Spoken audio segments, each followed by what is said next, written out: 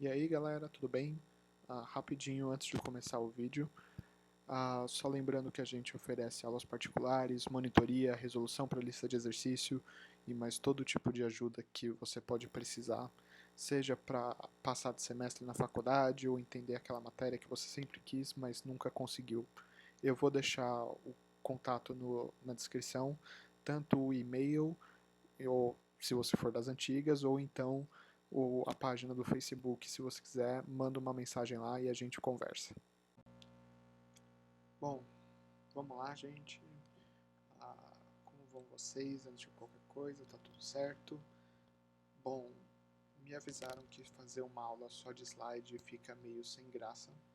Então, se tudo der certo, pela primeira vez vocês vão ter a chance de ver a minha bela cara aqui. Mas, enfim, isso não importa. Vamos ao que realmente importa.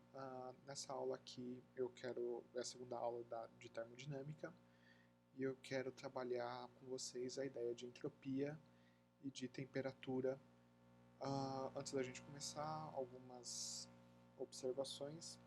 Na última aula a gente fez uma introdução à mecânica estatística, mas mais voltado para o público leigo, então sem entrar em detalhes no que é na matemática e no que a gente estava fazendo. Agora que a gente vai começar as aulas para valer, a gente vai mudar um pouquinho a cara das coisas para ficar um pouco mais profissional, por assim dizer. Bom, dito isso, podemos começar. A gente tem da última aula, vamos relembrar um pouquinho, a gente falou do modelo do Einstein para um sólido, que era basicamente como se cada átomo do sólido tivesse preso numa caixa e na parede dessas caixas estão presos a mola. Essas molas são quânticas, então você precisa jogar uma quantidade discreta de energia para ela começar a se mover em uma direção ou na outra. Daí, se a gente quisesse, a gente falou que a gente vai representar isso da seguinte maneira: a gente tem as paredes dos osciladores como sendo os tracinhos e a gente tem a bolinha como sendo quanta de energia.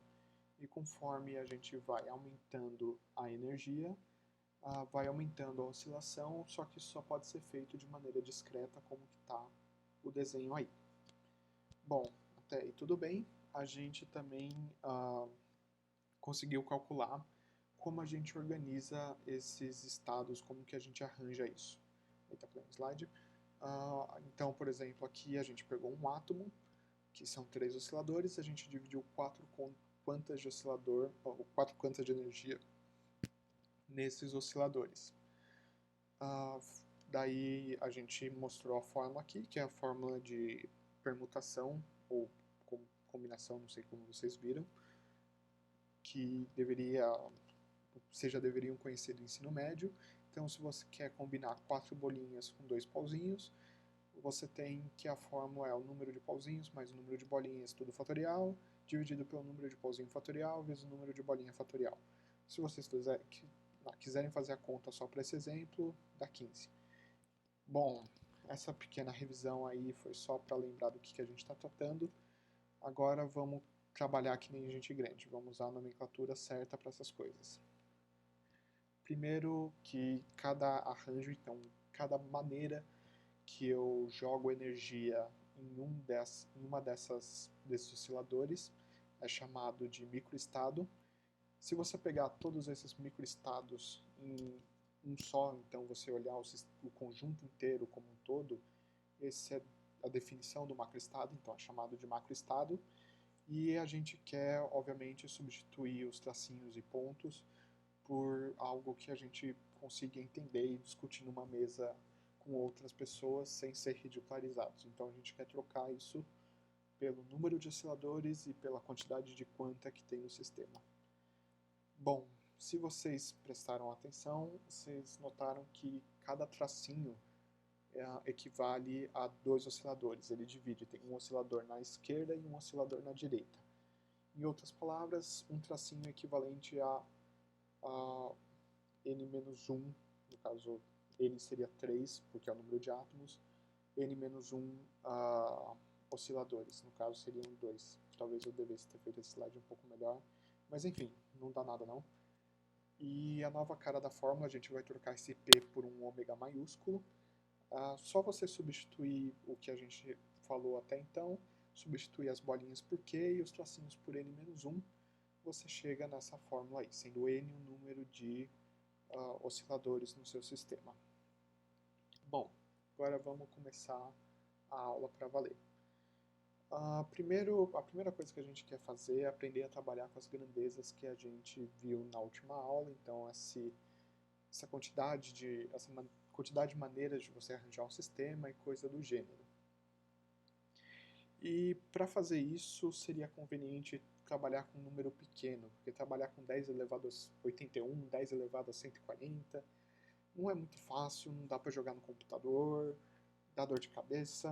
Então, a primeira coisa que a gente quer fazer é diminuir a ordem de grandeza desses números. A segunda coisa que a gente quer fazer, se você pegar dois sistemas e combiná-los, você tem que as maneiras de arranjar esse sistema era a maneira de você arranjar um vezes a maneira de arranjar outro. Mas eu não sei se vocês estão acostumados a trabalhar com produtório, então várias coisas como produto, eu não estou, não é uma coisa que a gente vê com muita frequência, mas se a gente pudesse transformar isso numa soma, daí já fica algo mais palpável, fica fácil falar de convergência, fica fácil falar de propriedades algébricas de uma forma geral. Bom, por sorte a gente tem uma função que faz tudo isso que a gente quer. E essa função, ela mede, entre aspas, a desordem do sistema. Eu vou explicar melhor isso mais para frente, mas resumindo a ópera, a gente vai usar a função log para facilitar a nossa vida. Então a gente vai definir essa grandeza S como sendo uma constante vezes o log da maneira de organizar, a maneira total de organizar o seu sistema. Bom, o nome disso é entropia, e a gente já pode mostrar aqui rapidinho a primeira propriedade boa disso. Se você notar, se eu pegar a entropia de um sistema e a entropia de dois sistemas, ou a entropia de outro sistema, e somar, a soma dessas duas entropias é exatamente a maneira de combinar uma vezes a maneira de combinar a outra dentro do log. Então, a gente conseguiu, de alguma maneira, pegar uma coisa que mede o nível de desordem de um sistema, somar com o nível de desordem de outro sistema, e a gente achou uma fórmula certa que é o nível de desordem dos dois sistemas fazendo uma soma. Isso era a primeira coisa que a gente queria descobrir. E a segunda, se vocês pegarem log de, sei lá, 10 elevado a 81, vocês vão ver que é um número relativamente pequeno. É algo do tipo sempre alguns quebrados. Então a gente conseguiu também transformar esse número muito grande em um número pequeno. Bom, agora só falta a gente descobrir o que é essa constante que está na frente. Para introduzir essa constante de um jeito que faça sentido, vamos brincar um pouquinho com algo que a gente já conhece. Então, vamos tentar descobrir o que é temperatura. Se você está assistindo o vídeo agora, eu recomendo que você pause o vídeo por 30 segundos e pense o que é temperatura. Se seu amigo chegasse para você agora e falasse, meu, o que é temperatura? O que você responderia? A primeira coisa que é importante falar é que temperatura é energia. Isso daí provavelmente você já ouviu, que é a agitação dos átomos, ou então que é quantos deles, a velocidade média deles. Enfim, está tudo ligado, mas de uma forma geral não é errado pensar em temperatura como energia. O único problema é que não é só energia assim lançada solta. E para explicar isso, a gente vai pegar um exemplo, que é o exemplo da panela. Imagina que você tem uma panela, você bota ela no fogo, espera ela ficar quente, e daí você, que é um grande cientista, muito curioso, adora o método científico, vai lá e põe a sua mão na panela. Bom, você vai concluir sem muita dificuldade que isso não foi uma boa ideia. Você vai queimar a mão, você vai xingar a panela, você vai me xingar por ter falado desse experimento, e até aí, legítimo. Agora, como você é um cientista persistente e quer testar todas as hipóteses, você vai pegar a mesma panela, vai esquentar, Uma vez que ela estiver quente, você vai jogar, sei lá, numa banheira, no oceano, num rio, em qualquer lugar que tenha água e muito mais água do que panela, por assim dizer. E você vai lá e coloca a sua mão na água. Bom, você provavelmente vai gostar que se bobear a água fica quentinho, dá para você tomar um banho ainda. E daí a pergunta que fica é se a temperatura realmente fosse só energia, você não deveria queimar a mão nos dois casos? Por que você queima a mão quando você encosta só na panela, mas você não queima a mão quando você mergulha ela na água com a panela dentro? Bom, então vamos lá. Isso acontece porque, além da energia, para você definir a temperatura, você precisa levar em consideração como que essa energia está dividida.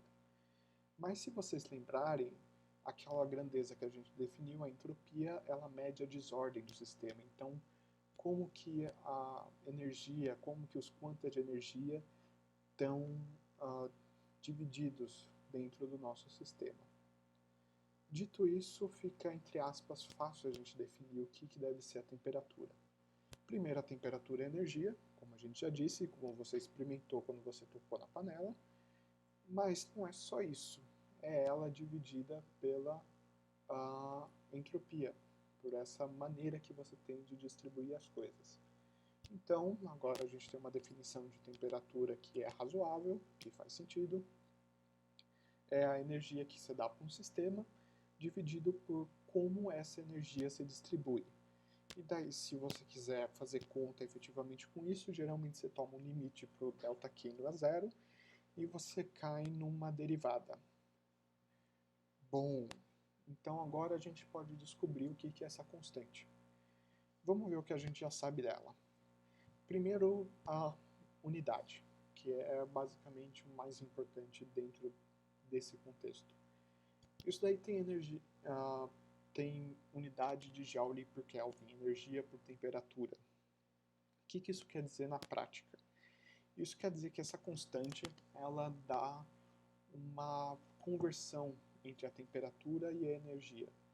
Isso é, se você me der quanto de energia você deu, quanto de energia você tem, sei lá eu, qualquer tipo de energia, eu posso te falar quanto que isso significa em temperatura.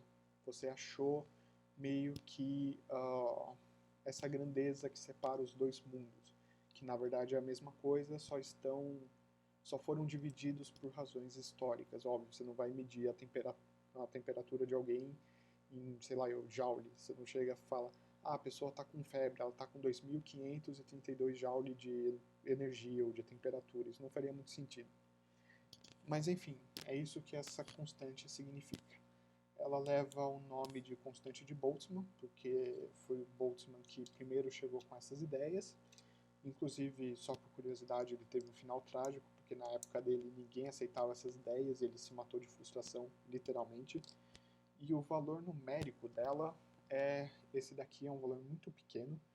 Isso significa que se você for pegar uma temperatura, digamos assim, típica do nosso mundo, sei lá, 300 graus Kelvin, e for transformar isso em energia, vai dar um número ridiculamente grande. É por isso que a gente separa os dois.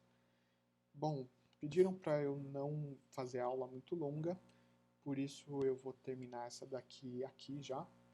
E na próxima aula eu quero discutir rapidinho como que a gente relaciona a entropia com o equilíbrio térmico. A gente vai mostrar a segunda lei da termodinâmica, apesar de eu não ter falado da primeira ainda, eu falo também na próxima aula. E a gente vai mostrar uma das fórmulas mais importantes da física, a gente vai deduzir ela aqui, ela é bem simplesinha de deduzir, que é a distribuição de Boltzmann, ou dependendo do livro que você pegar, a distribuição de Maxwell-Boltzmann. E essa daí, assim, se você um dia que tiver que tatuar uma fórmula física no seu corpo por qualquer motivo bizarro que for, essa é uma das fórmulas que você vai ter que escolher, que é de 0 a 10 de importância, é 11. Bom, então é isso. Eu espero que vocês tenham gostado do vídeo. Se o som estiver ruim, se a imagem não estiver muito clara, se eu estou indo muito rápido, se eu estou indo muito devagar, vocês, por favor, avisem aí. E espero vê-los novamente no próximo vídeo.